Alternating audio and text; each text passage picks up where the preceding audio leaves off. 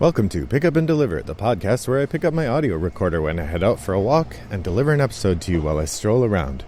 I'm Brendan Riley.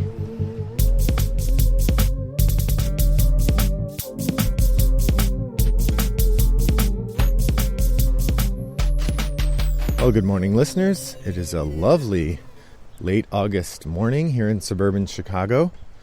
A man just bicycled by me with a magnificent, I don't know what you call it, sideburn beard. Think about like the beard that Poirot has in the most recent Kenneth Branagh Murder on the Orient Express. That's what this guy's beard looked like. You know, magnificent mutton chops down to his chin, a magnificent mustache across the top, and then the chin, his chin itself, the middle of the chin was shaved clean. Also, stark white beard, an older fella. Wonderful. Jealous. I mean, I don't really want a beard, and I think if I tried to grow one, it would come in all patchy and weird. I don't know. I've never tried. Because my wife does not really want me to have a beard. So it's a good motivator to not grow one. Oh well. Okay. So today I thought it would be fun to do something I haven't done for a while. And that's a segment I call The Geek Asks. Every now and again, when I feel like just kind of rambling about games and not having anything too serious to say, I do this segment in which I open up. In one hand, I'm carrying my recorder, and in the other hand, I'm carrying my phone, and I open up the forums in Boardgame Geek, and I read through the general forums as though they are questions directed at me, like I'm in a quick answering Q&A segment. I haven't really heard much feedback about this segment one way or another from you listeners. So if you don't like it, or you do like it, let me know so I can know whether I should continue it or not. All right, well, here we go. The Geek Asks. I think this is number 6 of these that I've done. All right. And I'm going to skip ones that don't seem to be questions. Purchasing a game that you have never played. A brave or a stupid decision? They have quotes around both brave and stupid. Well, I think neither brave nor stupid, assuming you're buying a game that you can afford, and it's within your gaming budget. I don't think it's either brave or stupid. I think generally, buying a game that you know very little about is not a smart move. I hardly ever play a game before I buy it. I'd say maybe 10% of the games I buy have I played before I bought them. Usually the reason I'm buying them is because I want to play them. If I have access to play a game otherwise, I generally wouldn't buy it. So, I mean, that's the first thing. So for me, buying a game you haven't played before, if I thought it was brave or stupid, I would be thinking an awful lot of myself one way or another. But I would say buying a game you don't know anything about is a good way to waste money. Game companies have gotten very good at making lovely covers and writing interesting descriptions on the back. And then when you get the game home, it's garbage. Or it could be garbage, or it's not suit for you. So, I mean, for myself, it's knowing reviewers whose ideas I trust. Knowing how to read the Boardgame Geek ratings. So, you know, if a game's been out for a while, I'll look at the geek rating. I find that if I look at the general public rating, that's less and less useful as time has gone on. It's more and more likely that I'll find a game with like a rating over 7 where it's still kind of mediocre. And then I dig down and I figure out the geek rating is like 5.5 or something. So it's the geek rating that really is a significant bar, and I'm pretty hesitant to get games under 6.5 geek rating. But at least not without significant other reasons. But I tend to watch the game market pretty closely, so I figure most of the time if I haven't heard of a game, it's probably not all that great for me, or there's another game that would be a better choice. Let's see. How is the phrase board game translated into your native language? Well, my native language is English. What color tabletop do you prefer on your table? Well, since Christmas last year for my birthday, about a year ago now, I got a playmat And we have been using and enjoying that quite a bit. It's a 3x4, I think, playmat, and it fits exactly on our dining room table quite perfectly. And so we use that for most of our play. So I've come to really appreciate green, although it would be nice to have another one to create some variety. When I think about spending the $40 or $50 I'd need to pay to get another one, that feels silly over buying another game. So as long as this one still works and is good condition, green. Our favorite worst Kickstarter ever, ? My standard answer for that is, yeah, probably. 2 people playing for a single player. That isn't a question, but it sounds like it could be. What do you think of 2 people playing for a single player? I have done that occasionally when I'm playing a complex game with a child. Sometimes the child and I will play together. Or probably the time I did it most was our group that played Pandemic Legacy Season 1 had 5 people. My wife, my daughter, my 2 friends, and me. And that's a 4-player game. So often we would take turns being the person who just kind of watched. Or toward the end, as the game got more and more complicated, I became kind of the bookkeeper. I would keep track of which cards go where and keep track of which rules had been added so that we didn't miss or screw up or whatever on rules. And since we could all kind of talk strategy anyway, we played very collaboratively. Having my own piece to move around didn't really bother me one way or the other. There are some games, of course, where this is set up. Star Wars Rebellion, for instance, has a 4-player mode where 1 player is the fleet and 1 player is the ground troops, and you're on the same team. As for 2 people, generally 2 people playing 1 player isn't super fun, though. I mean, all those things are like side effects. How does being very skilled at math affect how you engage with gaming content? ? I'm kind of intrigued to see. There's a guy who's running really fast, and I'm kind of intrigued to see how often he's going to pass me. This is the second time I saw him. Man, he is running like his regular running rate, pretty close to what I'd go if I were sprinting. Wow. I mean, he's wearing like real running clothes, so I imagine he's a marathoner or something, but yowza. Okay, I am not very skilled at math. Don't get me wrong. I went up to Calculus 1 in high school, and then I retook Calculus 1 in college because I did not do well enough on the... No, okay. Here's my story about this, and this is not intended as a humble brag. This is more of a whatever. So I took Calculus 1 as a junior in high school, and did not sign up for Calculus 2 because I was going to be an English major, and why would I need Calculus 2? I took the AP test and got a 3, which is passing, but generally not enough to get credit in college. At least it wasn't when I was in college many, many, many years ago. But when I got to college and I signed up for Calculus 1 because you had to take 1 math class, and I thought I might as well just take it again and kind of breeze through. The instructor said, if there anyone here who took the AP test, even just took it, we will give you credit, or we will let you take Calculus 2, and if you pass Calculus 2, you get credit for Calculus 1. So you get like 4 extra credits. And in retrospect, that's probably what I should have done. I didn't, because I wanted to just breeze through. I didn't want to have an extra class that I had to work very hard at. I wanted a class I could just cakewalk through. And so I took Calculus 1 again. Probably somewhere down the line I would have had more flexibility in my schedule if I had done that. But, oh well. As to how being very skilled at math affects how you engage with gaming content, I mean, the only thing I can think of is that I know that my mental arithmetic is decent. And so it's not uncommon for me to think about the odds in terms of dice coming up in a certain way or percentages when I'm considering what I'm going to do.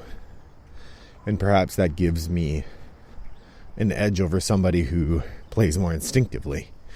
But honestly, I don't think I use math that much. Now my intense experience doing logic puzzles and stuff, I think helps. And frankly, playing lots of board games. Do you ever buy a game knowing it won't get played very often? Well, nearly every game I buy, I know it won't get played very often because I have a collection that's too big. But more seriously, any game I buy that I think my wife won't play, I am putting in that category of won't get played very often, particularly given our current status of not being able to go out to like game groups and play. As long as we're still in pandemic mode, I think that I'm not going to be able to go play most of my rarely played games. I'll admit I have scaled back from actually buying games like that somewhat.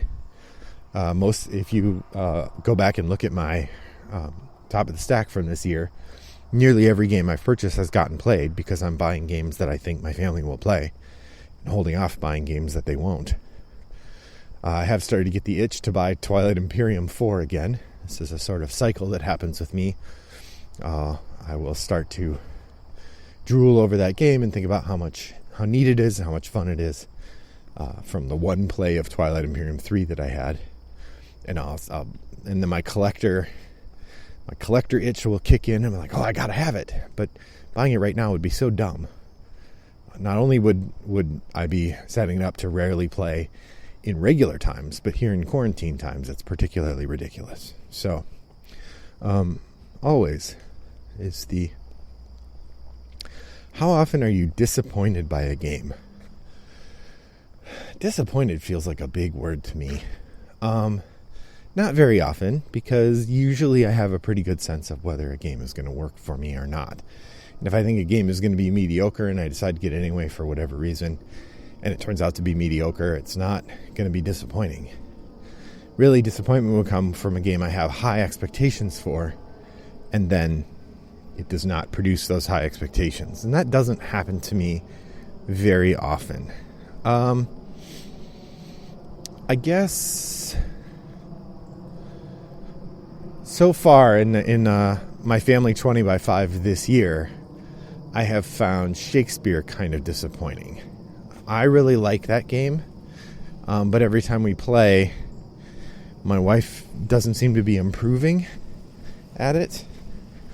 And so it's disappointing because I don't feel like I have the opportunity to really compete, because every time we play, my wife does quite poorly and then she gets frustrated. So maybe that's one, but that is reinforcing for me what kinds of games my wife enjoys and is good at and which kinds she doesn't. And efficiency puzzles are generally not her bag. Why are painted miniatures relatively uncommon? Because they're expensive. What's the last game that pleasantly surprised you and why?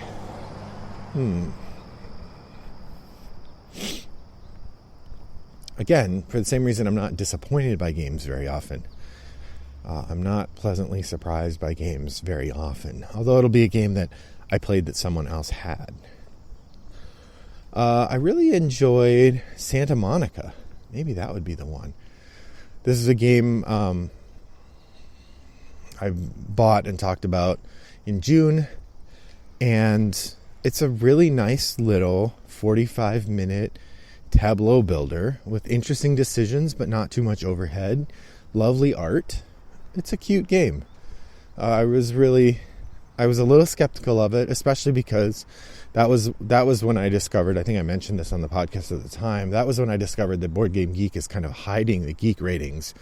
And I had gone and looked and it had a 7.4 or something, and I thought, oh, great. But it turned out that was the regular rating. The geek rating was like 6.2, which is lower than I would usually buy without doing some more due diligence. But it turned out to be a pretty fun game, and I've enjoyed it so far in our several plays. So I'm going to say Santa Monica. Do you assume that games in your collection may one day be for sale? Sure. Is that person saying, like, I might sell my games? Yes, I might sell my games. What are your favorite types or styles of games? Oh, I think that to find the answer to that, dear listener who wrote on a general forum, and I'm pretending wrote to me, you can go to my top 50 list, which I update every other year, and you can find that linked from my as part of my geek lists. I will try to link to that in the show notes for this episode as well. Ooh, here's a poll: how trendy or eclectic is your gaming? I would think my gaming is both trendy and eclectic, but we'll see. A cheap source for shipping boxes? ? I don't have one for you. Let's see. Playing board games. Should you measure the pleasure? I don't even know what that means. Well, and we've talked about this on the podcast, I know, before. The idea of what pleasure means in terms of a board game. I find a lot of pleasure in getting my brain to hurt because the game has a whole bunch of things going on and I have to keep a bunch of plates spinning and try to figure stuff out. Other people don't find pleasure in that, or they don't find pleasure in having to think real hard. I mean, the number of times I've heard, particularly non-gamers, but people say, like, oh, I don't want to have to think real hard to play this game. Like, what? That's the best part of playing a game to me. So I think the biggest challenge in measuring the pleasure of someone playing a game would be identifying what it means to have pleasure in playing a game. Well, this isn't a question, but an interesting topic. No game is rubbish because it is too long.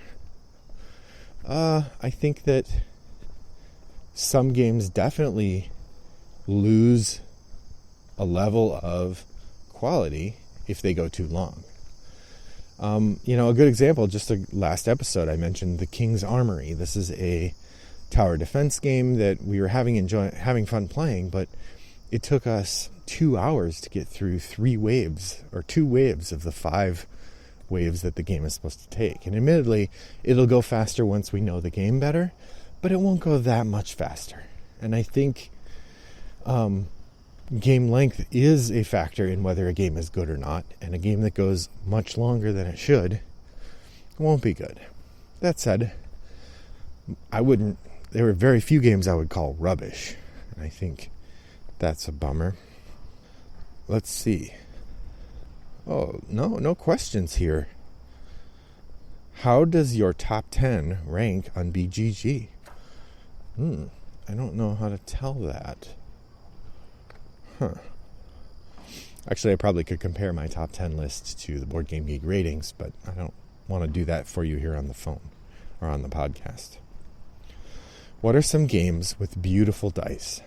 I think the most beautiful dice I've seen in a game are from a game I got rid of because it was never getting played at my house, Sentient.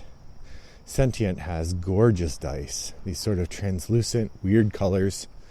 Ooh, I really like the dice in that game. I'm going to say Sentient. Also, polyhedral dice like you use in Dungeons & Dragons are beautiful. I love them. What game played most like a movie genre, book, or video game, licensed or not? What game played most like a movie? I think Prospero Hall is pretty good at capturing the feeling of a movie and putting it into a game.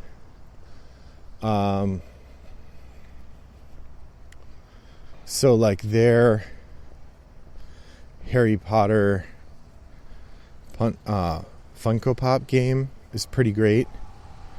What other games feel like a movie or movie genre? I'm not sure. It's hard to make that comparison the same way it's hard to say like a movie that's better than the book or something. And the different media or different mediums, different media. And so they need different evaluation tools. Can you help me finding this deduction/word game ? I probably could. How can I register a game in the BGG ? Well, I'm just going to offer this as a pet peeve as my final comment. If you can Google the question and find the answer, don't post it as a question. If that person had taken that question and put it in Google, it would have come up in the correct way. In fact, I just looked that up the other day because we put in the game entry for the roll and write game that my partner and I have been working on, Gameshire. Which reminds me, this is an excellent time. If any listeners out there are interested in trying out a prototype of our cooperative flip and write game. We would love to have some blind playtesters. We have a teaching rule video up. We have a rule book. We have a print and play file that you could print yourself. We might even be able to arrange to mail you a copy if print and play isn't a good option for you. But we would love to have some testers on the game to see where the sharp edges are. So there's lots to try out. So if you're listening and you would be interested in trying out a game and could give us honest feedback, I'd really want to know if it didn't work for you or whatever. Please let us know. Let me know. Brendan@rattleboxgames.com.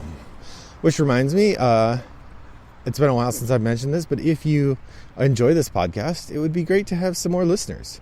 If you could recommend it to a friend, post about it on a forum, publish a review on whatever podcast app you listen to. All of those are great ways to help show other people what's going on over here at Pick Up and Deliver.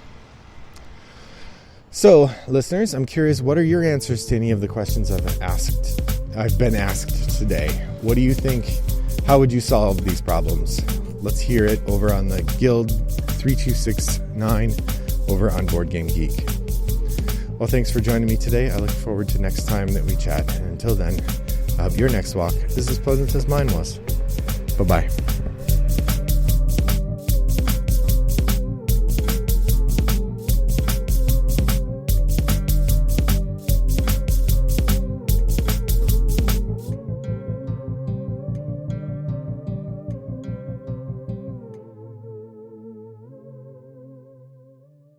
Brought to you by Rattlebox Games.